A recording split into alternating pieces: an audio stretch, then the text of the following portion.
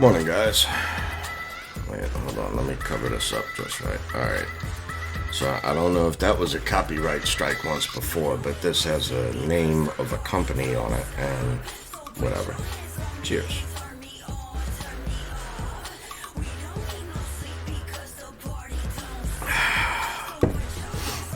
So, crypto market's down. What do we do, right? What do we do? Oh my goodness. Sell. No.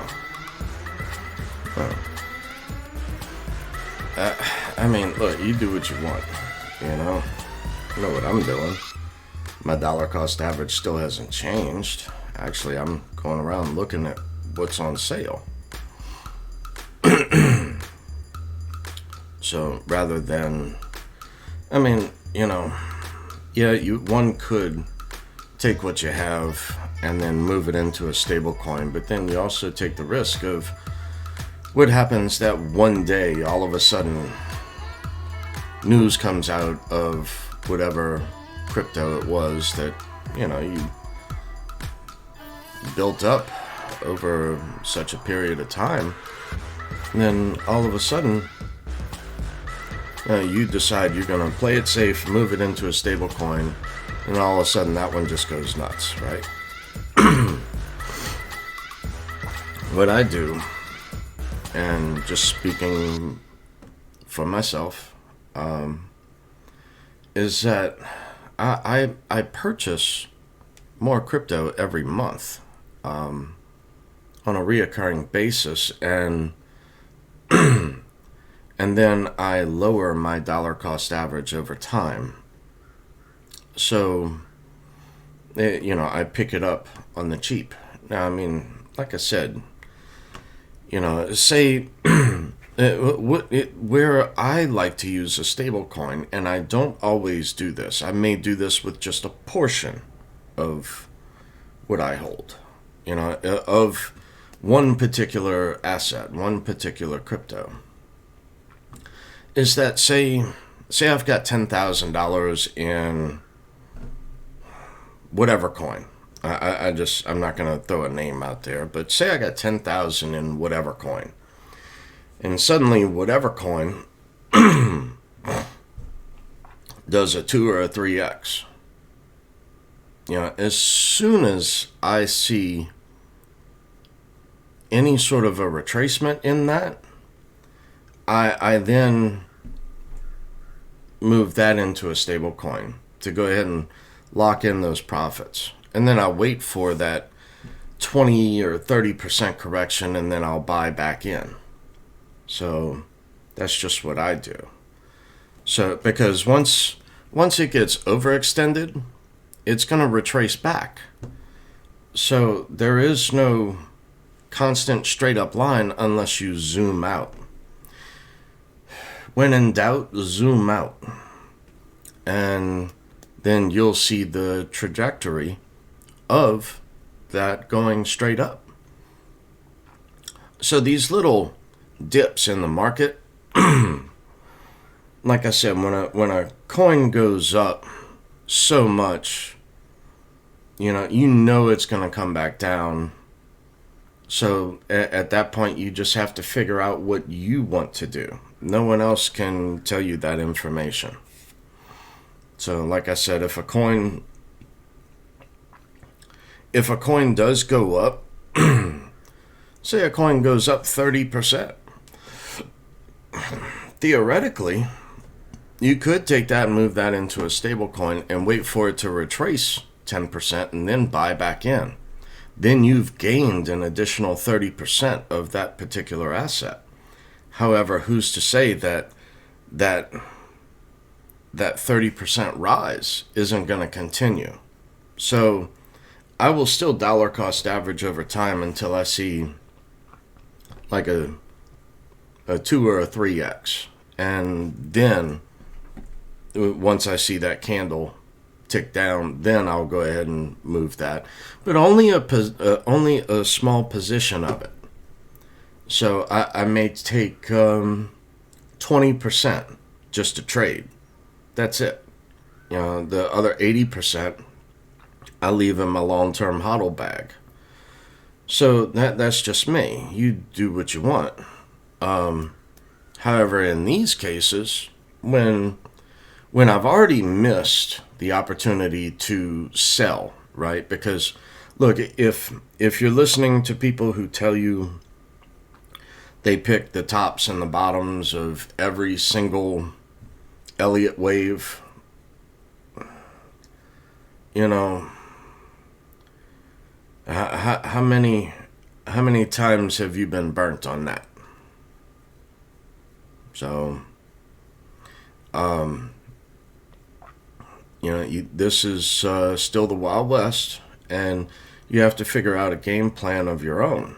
So, which is when, how do they say, where you can go ahead and set your buys and your sells ahead of time, limit order. So a limit buy and a limit sell. So you can go ahead and preset where you want it to sell a certain position, and then lock in those profits if you want. I know many who have done much better just by buying and holding, and by buying the dips and just holding long term. I know traders who have traded themselves right out of a position, or now they created so many taxable events that they owe more than what the portfolio is worth. It's like, what's the? It's like, what's the point then? So, and then question, why did you get into crypto? Was it more of the what was that? It was after the anarchist movement and libertarian. Is it more of a libertarian position to where Keynesian economics doesn't mathematically work? And you figured out that we need a solution to this problem. So at that point, while everyone else is printing money to do whatever they want and causing the cost of everything else around you to go up, before the mad dash into crypto, you can go ahead and lock that in. Because, sometimes it's better to be 10 minutes early to the party than 10 seconds too late. So, when you're too late, everyone else is selling everything that they own just in order to buy crypto, because, in my view, it is a solution. There's a capped supply. No more can be created of whichever asset.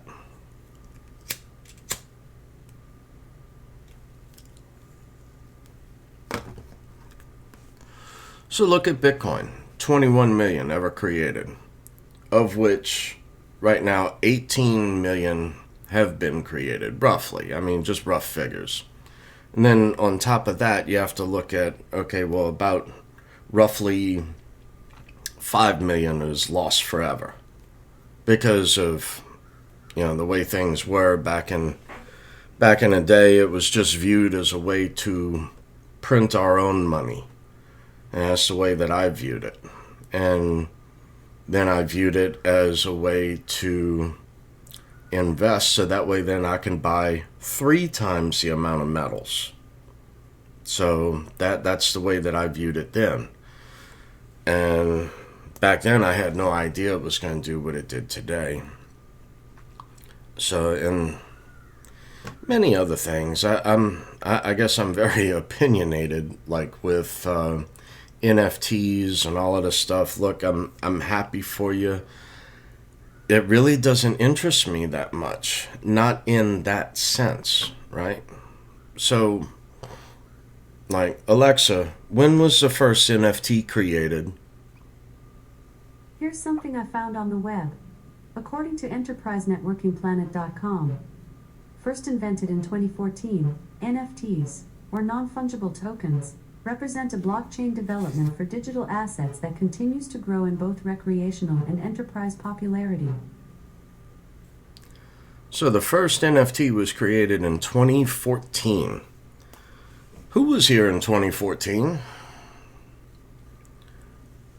Who remembers an NFT? Anyone? Anyone? Who remembers the hype of it when that came out? What, 2020, 2021?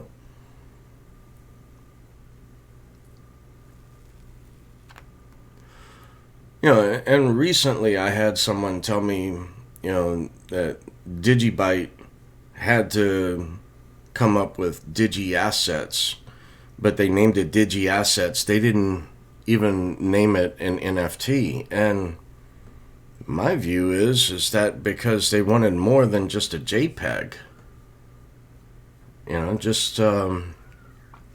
Okay, back in, I began in 2014, but 2015, 2016, I remember I could take an image and I could insert that into a transaction on the blockchain.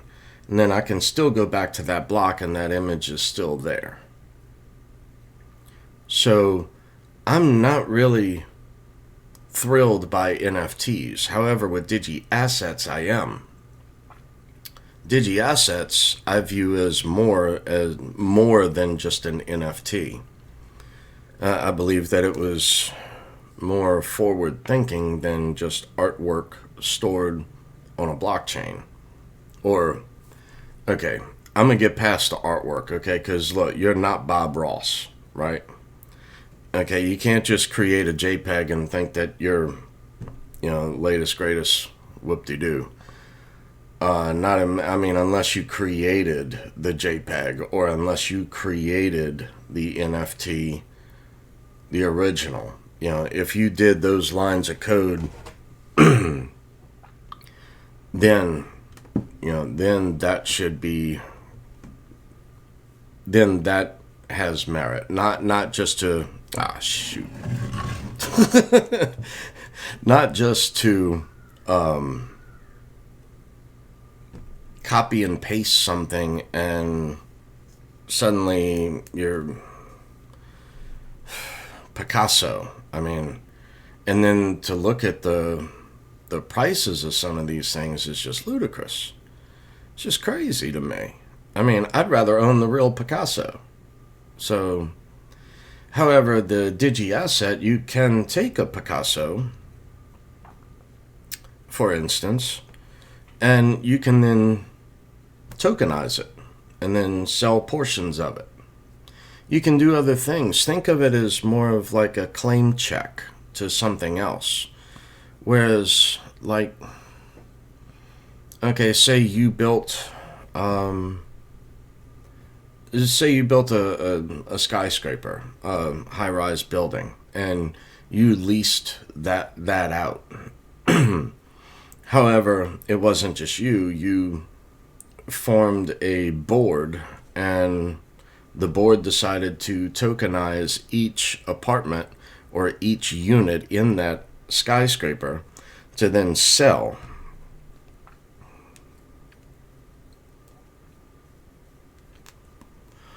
To then sell a portion of that skyscraper.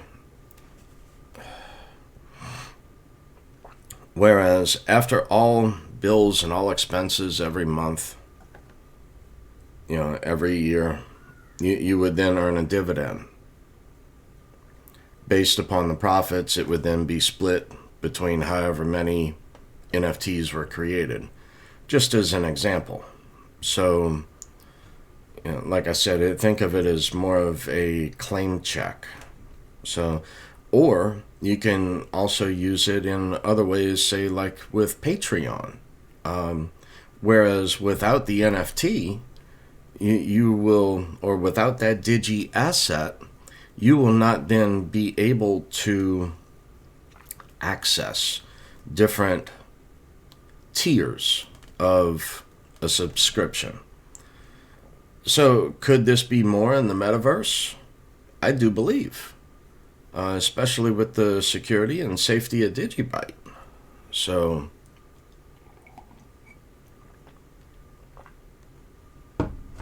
I believe that it was viewed as being able to do more than just an NFT, which gets more into what I was interested in years ago, which is the tokenization of financial assets. Whereas we get rid of all the problems and issues of, say, seed and company, where where the purchase where the purchase and the sale and purchase of any financial asset on any market will be tokenized and settled instantly, not supposedly 3 days and no one knows who owns what. And then there's so many, not just derivatives, but there's just like, say, with gold and silver, there are over 500 contracts to one on paper than the physical underlying asset. That's stupid.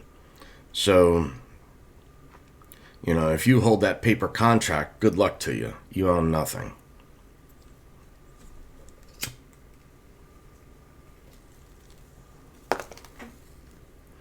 Just another way to, I don't know, it's just an old archaic system.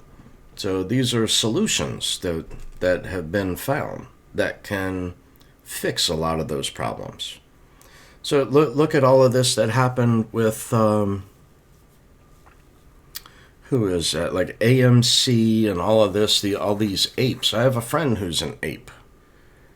They quickly realized that only one exchange had more for sale than, or was trading more than what was offered, than the total number of shares created. They held them to it. I commend you on that.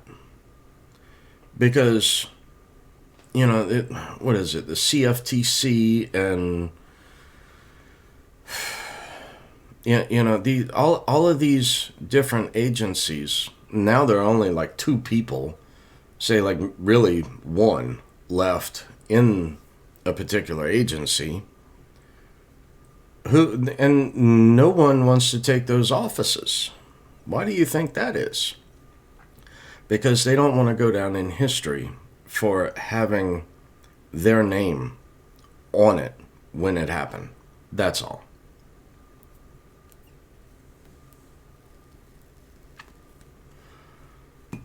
So they don't want to be blamed, but they'd rather just kick the can down the road.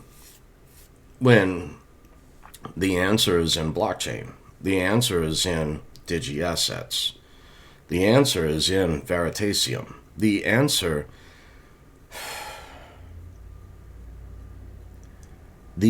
is not in derivatives. The answer is not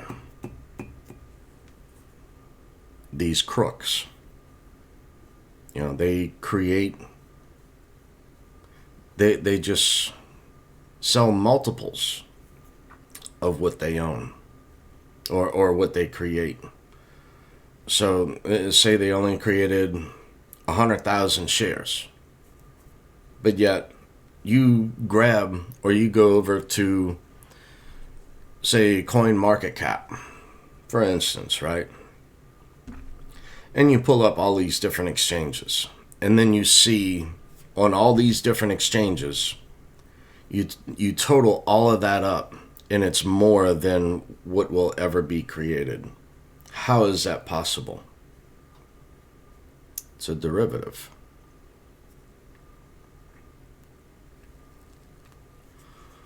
So in the future, I think many of these different platforms that people use I have friends and family who use these derivative platforms, and they think that they own something. And it's like, okay, here's my address, here's my QR code. Send me 20 Litecoin. They can't do it. Send me whatever coin, right? Send me whatever you have on your wallet. They can't do it. They cannot send that to me. That is not cryptocurrency. That's just a derivative platform. You own nothing. So that's why most of us out here say not your keys, not your crypto. So if you don't hold the real asset, you own nothing. When that day comes and people realize that they don't hold the real asset, those people are going to flip out and go nuts to try to purchase the real asset. And then to take ownership of it, to be their own custodian. It's like I can take whatever coin, I can go anywhere in the world, and I can take that and then use that anywhere in the world. So it's not like I have to cash out and then have those funds hit my checking account to then, to then be able to try to transact. This is meant to forward the archaic system that currently exists. It's the next system. So, like with your SWIFT system, right? Look at Ripple, XRP. Look at Stellar Lumens, XLM. Look at what they're after. And then you look at Dogecoin. Now it's 17 cents. What does Doge do?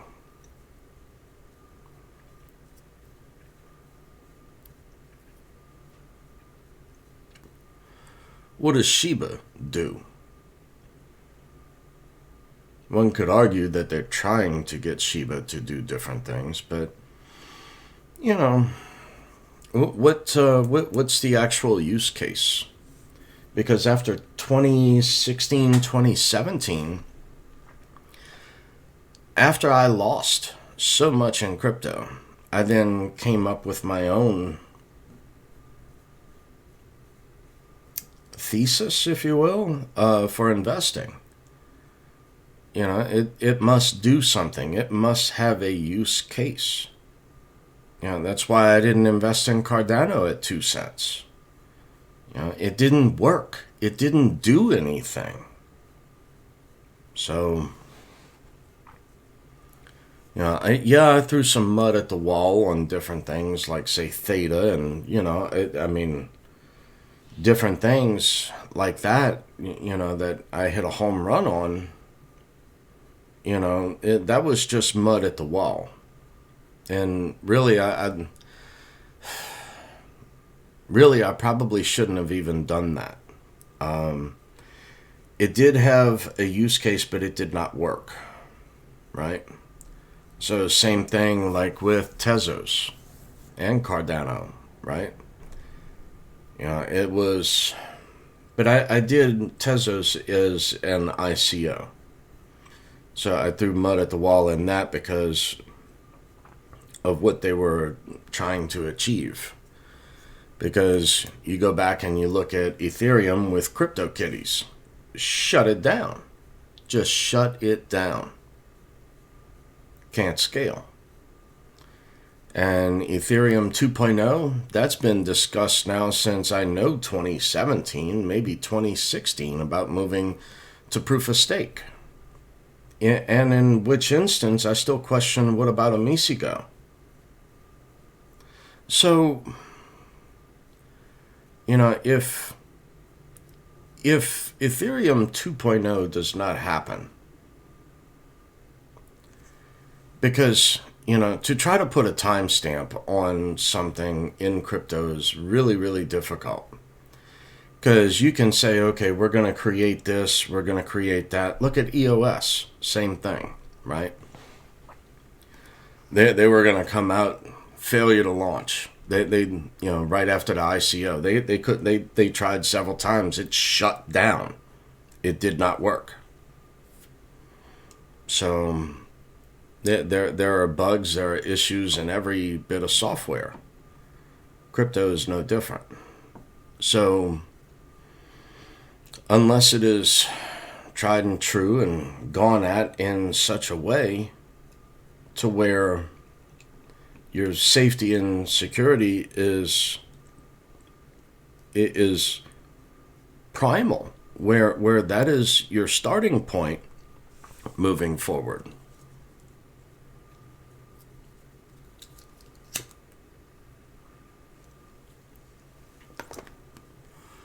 Digibyte's on sale. I mean, it's like just under 3.5 cents, and I mean, and so many others are on sale too, so I'm not threatened in this time of the market's down. This is a buying opportunity. Also, learn the CME futures, right? So the expiration of the CME futures of Bitcoin is soon or is now.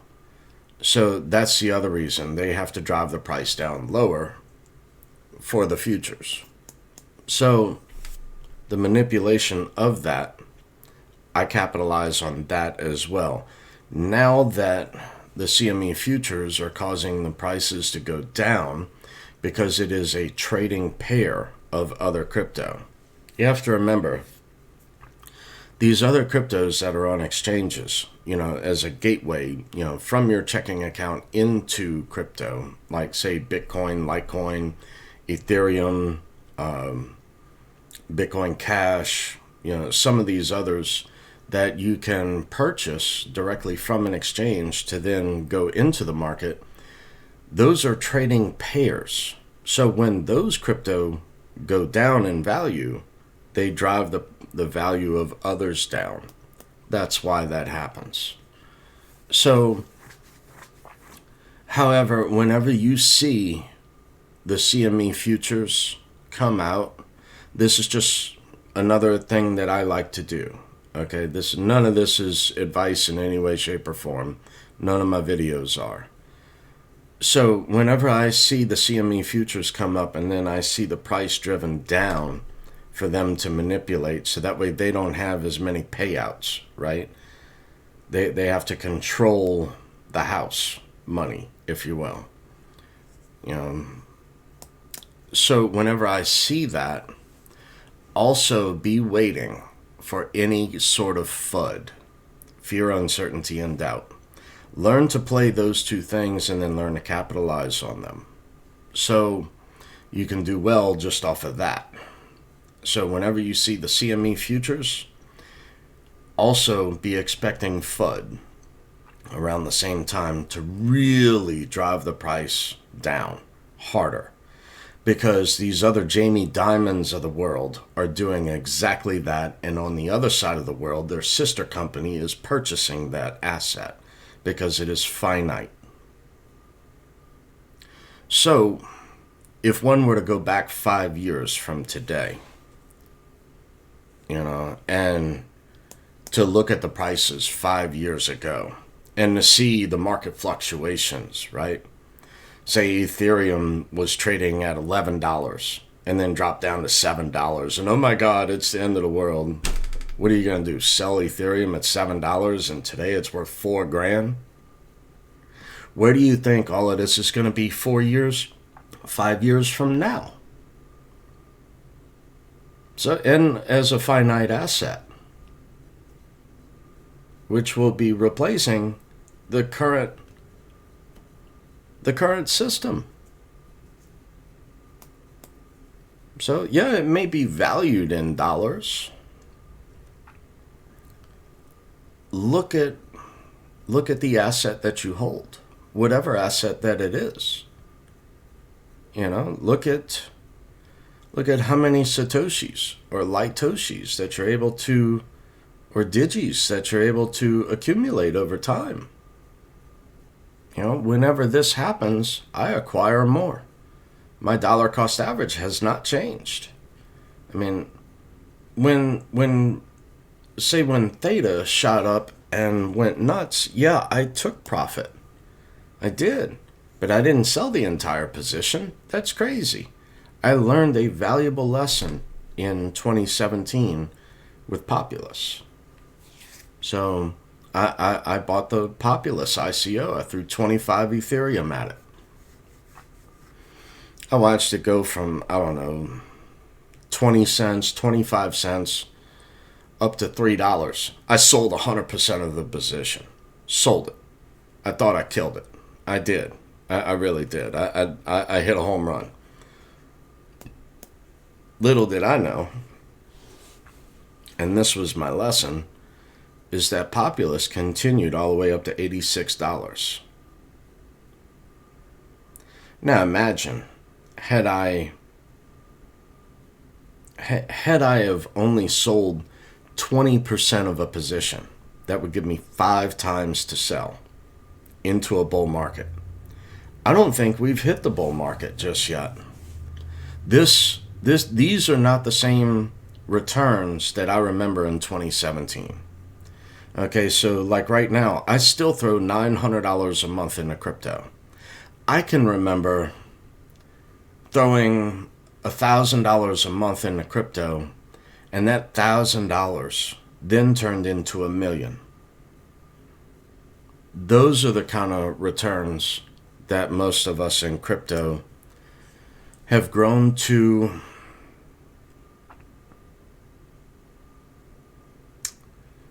I don't want to say expect, but sort of, kind of, and that's just in the short term. What do you think this is going to do in a long term? So I'm not afeared, if you will, of a 20 or 30% move. I mean, I like to acquire more during these times, and especially more when they come out with FUD on top of it. Like I said, watch, China made a move and we banned crypto, and now it's going to be India, and then it's going to go back to China, and then China, India, China, India, China, India. How much good news have we had in crypto in the last year? 2. 5. Really? Do you think that these different... Do you think that something changed? Other than the money printing?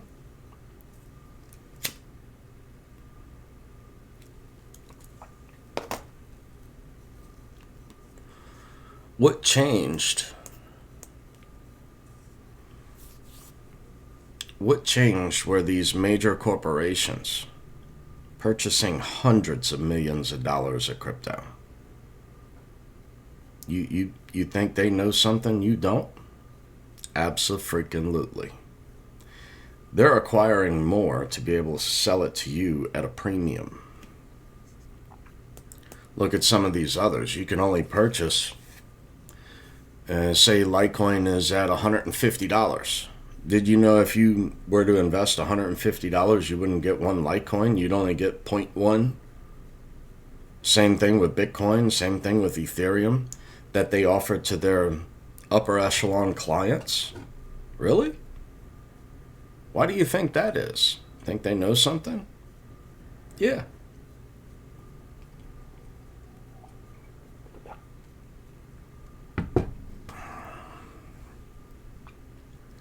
So,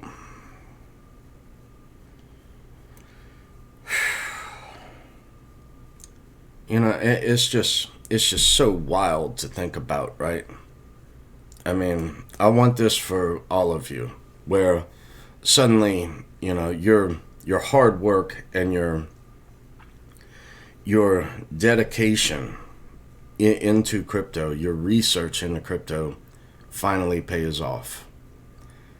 Where, say you were like me and, through a decent amount every single month, but you stayed with it. And over time, say 5 years, it already, and then your life has changed at that moment. There's, it's just so,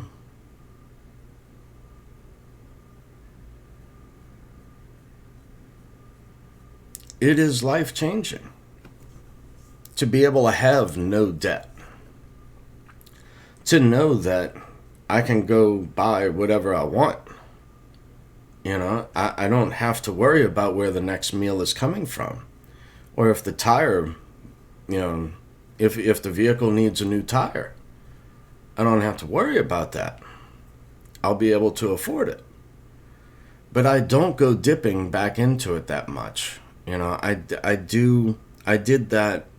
I took some profit to fix up my house, to do several other things, to take care of everything. So that way I won't have to do this again.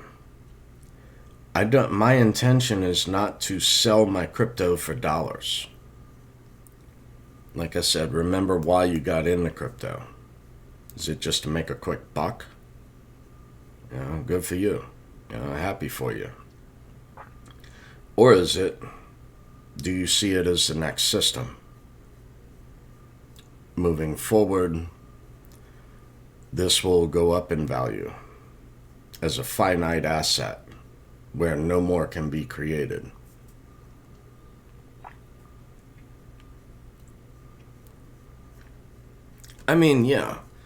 Don't get me wrong. Some of these people that come out, Schiff, where they'll come out and say that, oh, well, they've created more Bitcoin. No. Yeah, they may have several thousand more coins of these different assets, but that is not Bitcoin. That is not Ethereum. That they're not creating more of those. They're creating other projects to try to do and solve other problems.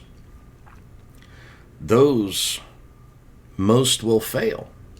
Most will fail.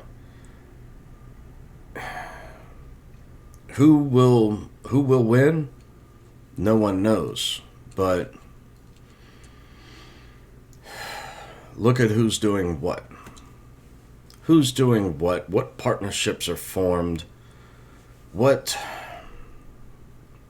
are they after? What is the use case? If it has no use case, if it has no working product,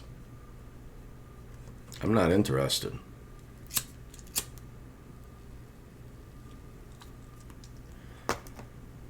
But man, 5 years from now, right? Man.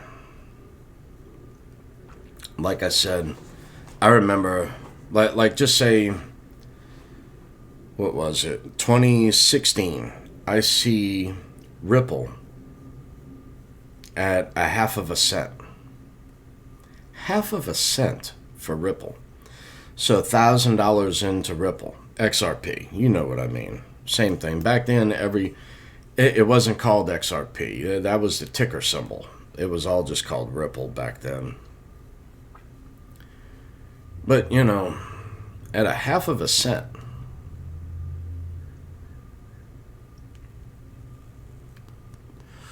so your $1,000 divided by a half of a cent would leave you with 200,000 shares, if you will, right?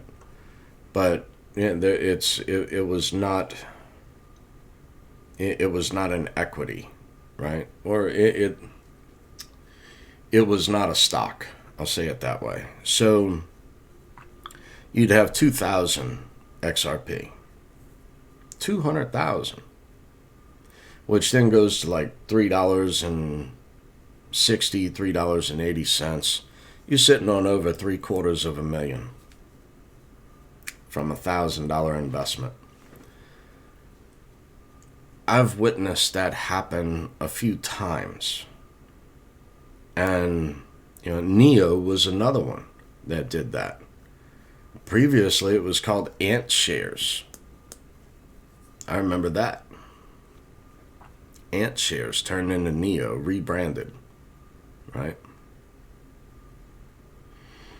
I know a lot of people who got stupid rich on that. And suddenly now all of this new stuff has come in. I don't want to say has muddied the water, because look, innovation is great. To develop something and to have it work is awesome, rather than just trying to develop things and getting syntax errors. It's getting those syntax errors and then going to whichever line of code and then trying to figure out a way to make it work. If this, then what is computer science? I mean, take it back to Commodore 64 days of DOS, the dead operating system. So, you can, where you left several lines in between. So that way, if a problem exists, or if you want to forward that to some other innovation, then you can go from line 350 to, if this, then what, then you repeat and go back to, you have the code then go back to line 55 or 52. You leave spaces in between the code, so that way your code can then go back and make updates and revisions. It's just a progression, that's all. So if this, then what? Like I said, we haven't gone backwards in computer science. We've advanced drastically. And then if you look at the innovation,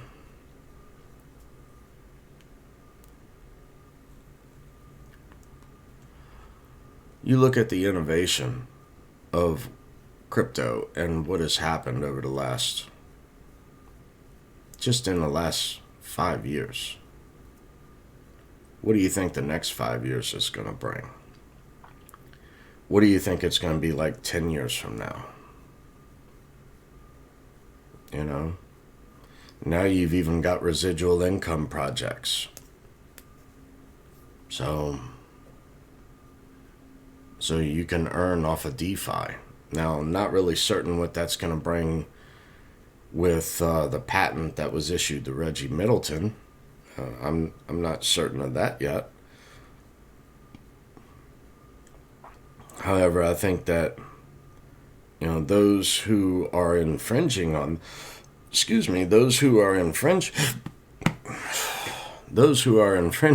that will have to pay a certain percentage, or will have to use their services. I get that, but there will still be plenty of profit there. Good morning. So that's not going to end whatever crypto is out there. It was an innovation. It was a patent that was issued, that was given. What's the next patent that's going to come about? So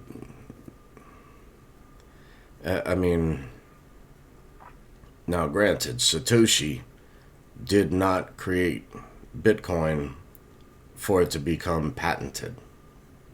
That's why I look at others who forked, and I just say, fork you. So whatever. This cigar has gone out so many times.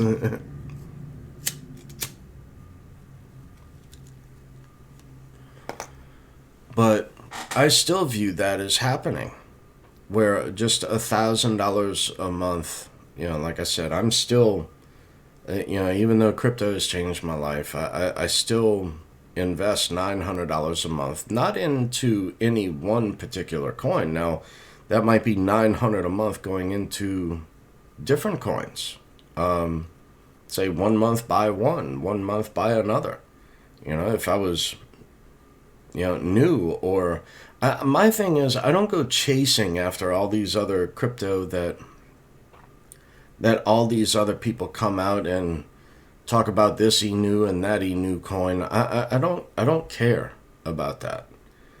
If it doesn't interest me, if it's not doing something, solving a problem, and if there's no use case,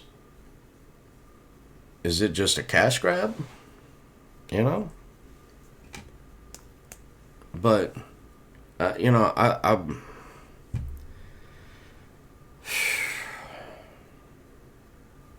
like I said, before the mad dash, right? Before the mad dash in the crypto, where people realize it's too late.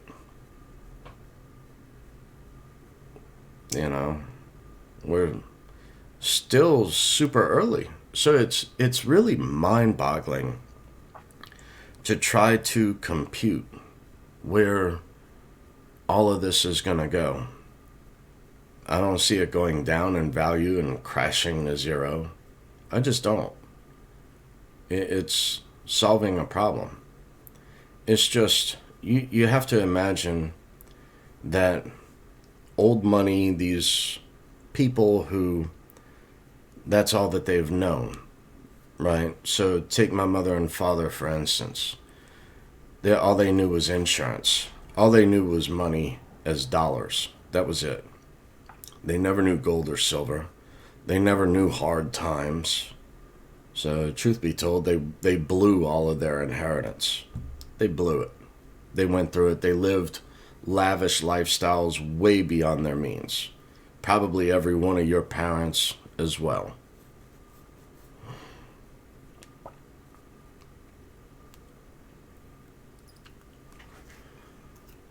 So, and that's another thing that bothers me, is this, rosy picture of, UBI, Universal Basic Income. Okay, that sounds great in theory. In the real world, I don't see that as working. The reason why is there will always be the haves and the have-nots. Because you cannot control, or what do they call it, some sort of inequality. Okay, there will always be inequality. And the reason why is because you cannot stop anyone from taking their paycheck, right? And going down to the casino and blowing it in one night. Or taking their paycheck and going to a strip club, right?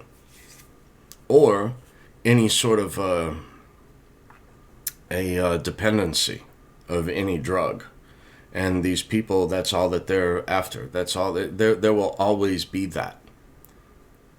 You can't stop that. So even though you have universal basic income, that will not, it sounds great and rosy. In the real world, I don't see that as working.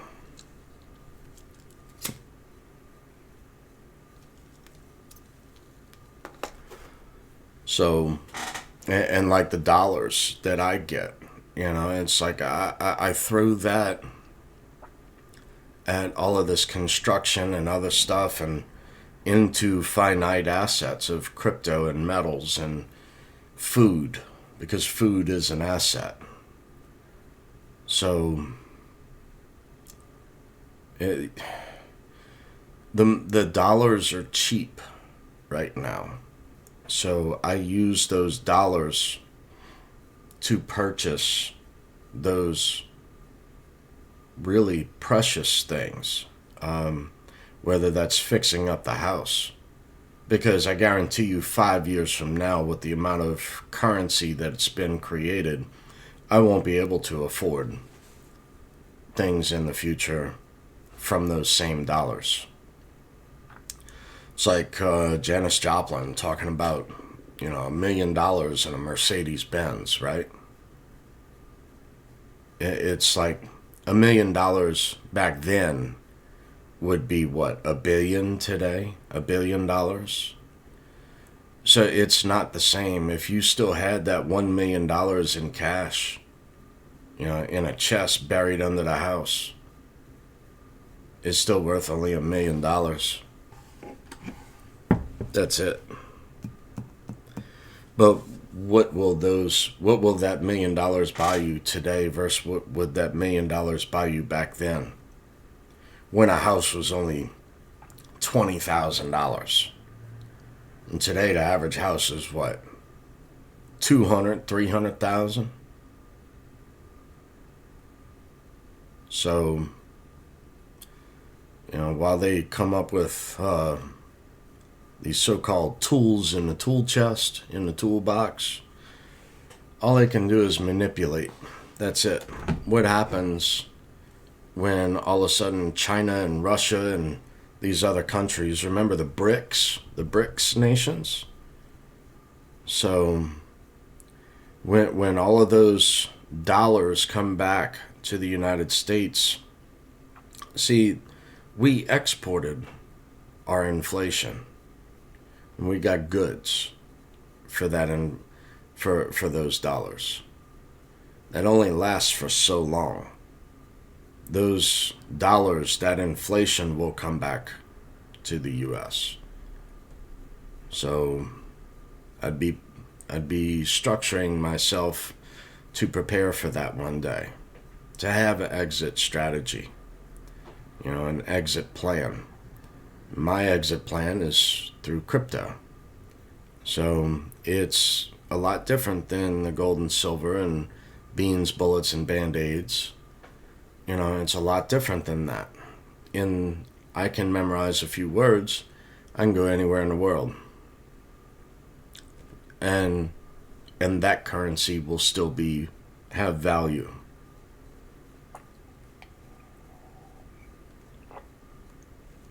So while yes, metals will transfer your wealth from one system into the next, so will crypto. But with crypto, it's more versatile. I can cross any border without the threat of civil asset forfeiture. Memorize a few words. I can go anywhere in the world and have instant access to my funds. So, can't be stopped, can't be banned. That's all theater. That's just FUD. That's all that it is.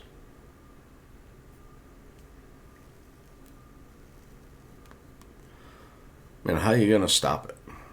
A lot of these people talk about an EMP, and the internet going down, the internet kill switch. Okay. It's on satellites, right? So you're saying that suddenly all these satellites are going to just stop? Everything today works off of the internet. Everything. If the internet shuts down, so does the transportation of goods. So does your food at the grocery. So does the gasoline at the pump. So does the electricity that runs your home. So does the electricity that runs the water system in your city. So does everything in that city. You're going to have more problems than worrying about what the value of crypto is at that point. At that point, I would be more concerned about getting to know someone with a boat, to really look at whatever wall has been created on whatever border and pay close attention to the way the barbed wire is facing, right? Just as an escape route. That's all. Because if an EMP does go off, right, that does not mean an EMP went off around the globe. So your money is still on the blockchain. Your money is still good. Maybe in a different part of the world. That's fine. I'm sure I can convert it to whatever currency and then create that into another currency. If that's the US dollar, even. Just saying.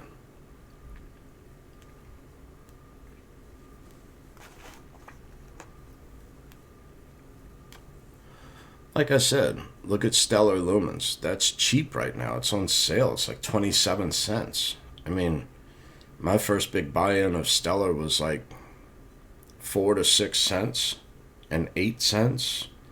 And yeah, I bought more at like 35 something cents. Excuse me. Yeah, it's down to like 28 cents now, 27 cents. I might buy more. Just because I know it's a finite asset. Same thing. Several of these other coins are on sale. So, and where do you see the value of that 5 years out from now? Try to think of it in that term. Because 5 years ago, everyone was still arguing and bickering back and forth about, the prices then. Like I said, had you have bought Ethereum at $11 and it dropped down to $7, are you really complaining today at a cost of $4,000? $4,000. Are you complaining? What about Bitcoin? I remember Bitcoin at $200. Went up to 70,000. 70-something thousand, right? Still at what, 47,000, I want to say. Just shy of $50,000. And just because back then Bitcoin went from, say, $200 to $250 back down to $220,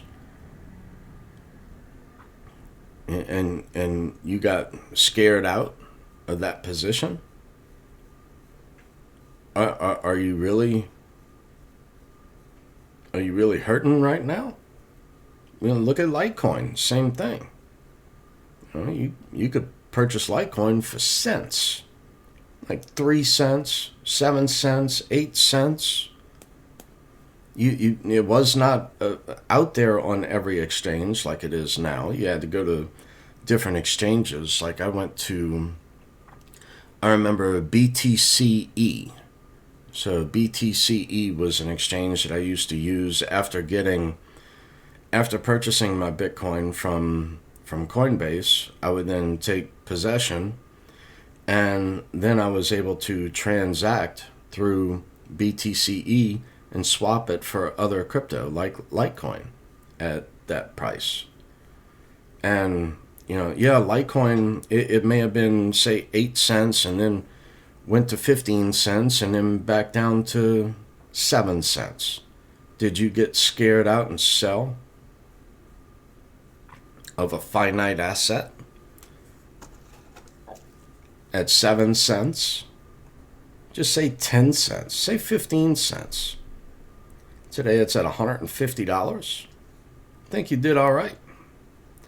So why does this market do that? It's because it's the psychology of a market. They're trying to get you to sell so they can acquire, then drive the price up, then be able to sell it back to you for a premium. The next system. That's it.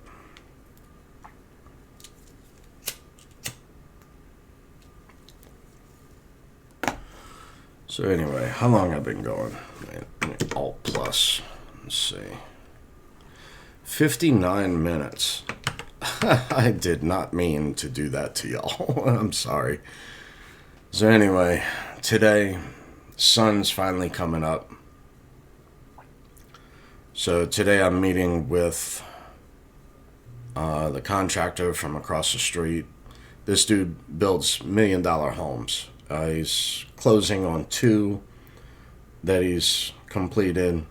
he's helped out another neighbor and whatnot, and so I think I'm going to hire him to come help me out because I have a few large projects and I can't get any decent help. And I know he's well connected. And so anyway, I'm going to meet with him today, go over my drawings and my plans that I have for different things on this rental property, this duplex, and try to start getting some things knocked out here. You know, because that's it's just, it's really sickening, you know, to have taken profit out of crypto to do all of this, and I have that still sitting in dollars, and I can't pay people to do what I want done. So anyway, meet with him today, a few other things going on. I may even end up with some sanding paper in my hands. All this new iron work on the property, every bit of it is scratched and scored up from ladders going up all around the property. It's just sickening. It really is. You know, now I've got to go back, brand new. It's all brand new and primed and 2 coats of paint, all of that, and these idiots came in with their ladders and just scuffed it all to shit. All of it. Every bit of it's got to get repainted. So, you know, up, down, no side, side, don't forget to breathe. Mr. Miyagi. Wow. Anyway, look, I guess that's about it. I don't mean to keep y'all. And y'all be cool. Go make it a day. Later.